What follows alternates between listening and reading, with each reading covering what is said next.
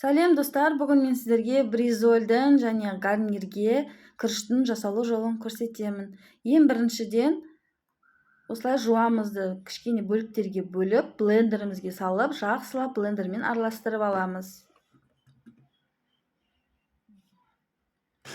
Егер сіздерде блендер болмаса, теркадан немесе өте майдалап турап алуларыңызға болады. Фаршымызды ыдысымызға салып, үстіне жуамызды саламыз. Үстіне жарты шай қасық тұз және қара бұрышымызды дәміне қарай саламыз. Барлығын жақсылап араластырамыз.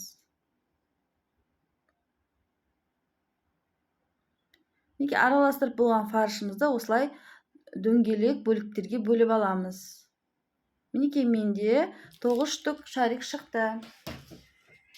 Енді келесі пакетигімізді алып үсті қойып, үстіне фаршымызды тағы пакетик қойып, ең оңай әдіс мен үшін осы доскамен қаттырақ басам.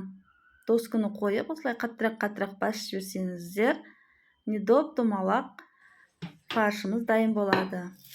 Егер қалыңдау болып тұрған сияқты болса, сіздерге кішкене үстінен осылай жай жіберсеңіздер болады. Келесі 1 штук жұмыртқамызды тарелкамызға салып, осылай араластырамыз. Үстіне фаршымызды салып, пакетигін жай аласыздар. Қатталсаңыздар, жабысып қалуы мүмкін.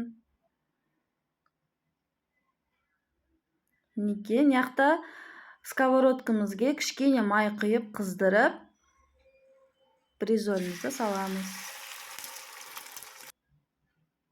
Орташа отта 4 минуттан пісіріп аламыз.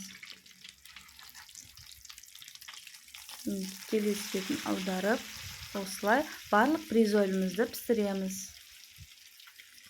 Әрбір бризольға 1 жұмыртқадан қолданасыздар. Келесі гарнирдің жасалу жолын көрсетейін. Мен 2 кесе күрішімізді салып, жақсылап жуып алдым. Енді қазанымызды қыздырып, жуып алған күрішімізді саламыз.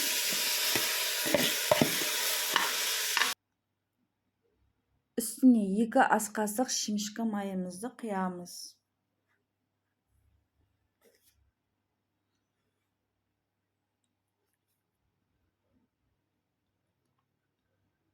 Енді осыны үздіксіз жақсылап араластырамыз.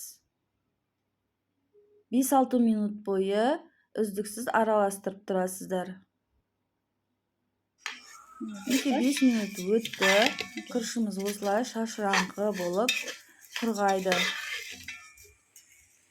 Енді үстіне мен жаңа 2 кесе күріш қолдандым. 2 кесе күрішке 4 кесе су құямыз. Егер сіздер 3 кесе күріш қолдансаңыздар, 6 кесе су құясыздар.